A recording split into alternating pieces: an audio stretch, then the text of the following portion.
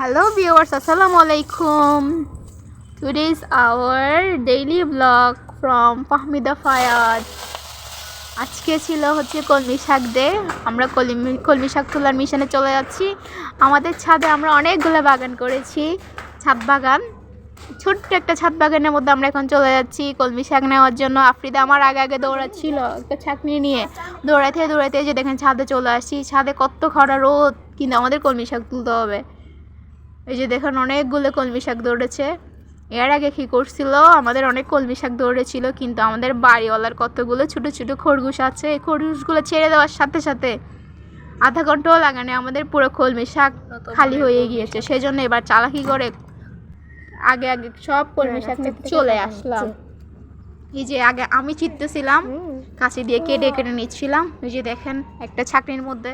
তারপর দেখেন আরও অনেকগুলো আছে আমাদের এখানে গাছ, যেমন হচ্ছে মেহেদি গাছ, তারপর হচ্ছে আমড়া গাছ, তারপর হচ্ছে পুঁই শাক গাছ, বেগুন গাছ, তারপর হচ্ছে কমলা গাছ, আরও আছে হচ্ছে ভাত পাতা গাছ, মানে পোলাও পাতা গাছ, তারপর হচ্ছে অ্যালোভেরা গাছ, তারপর এটা হচ্ছে লেবু গাছ, লেবু গাছের সাথে আবার আছে হচ্ছে মরিচ গাছ, পাঁচমিশালি গাছ সবগুলা।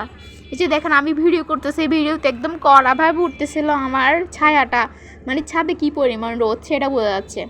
আর দেখেন অক্টোবরের আকাশটা মাশাআল্লাহ কত সুন্দর, একদম নীল আকাশ। আর এটা হচ্ছে আমাদের বাসার ছাদ থেকে প্রকৃতিটা, যে দেখেন কত সুন্দর। আর নিচে হচ্ছে এটা আমাদের চলাচলের রাস্তা। তারপর আমাকে দেখে ইন্সপায়ার্ড হয়ে আমার বোন চলে গেল, নিজে কেটে কেটে তুলবে তার গাছের কলমি শাক। এই যে নিয়েছি আমরা এক ছাকনি নিয়েছি, আমরা ছাকনিটা অনেক বড় দেখেন মাশাআল্লাহ। ওটা বেশি গরম, উফ। এদিকে ওর মাথা পুড়ে যাচ্ছিল রোদে, ঠান্ডা রোদ। তারপর নেওয়া শেষ, এবার আমাদের নেওয়া শেষ, দেন নিচে চলে যাব। এখন আমরা চলে যাব।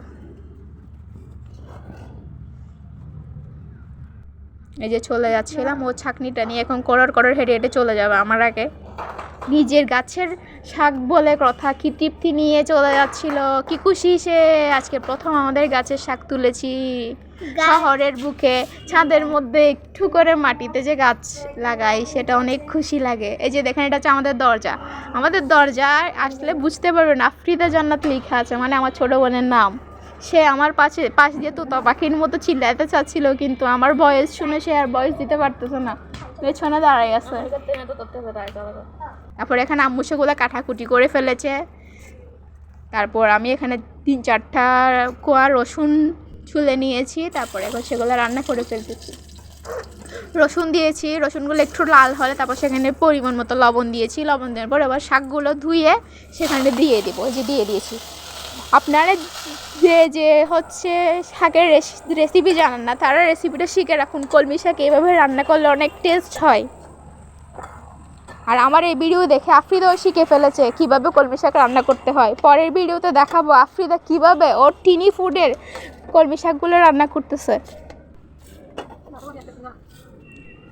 এই যে ঢাকনা দিয়ে দিয়েছি, এবার তুলে দেখে আমাদের শাক রেডি। এখন আমরা খেতে বসে যাব।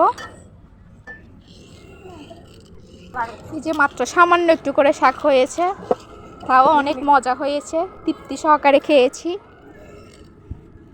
এই যে প্লেটে শাক নিয়েছি, শাক দিয়ে এখন এক লোকমা খাবো। কি যে মজা, কেমনে বলবো এই শাক।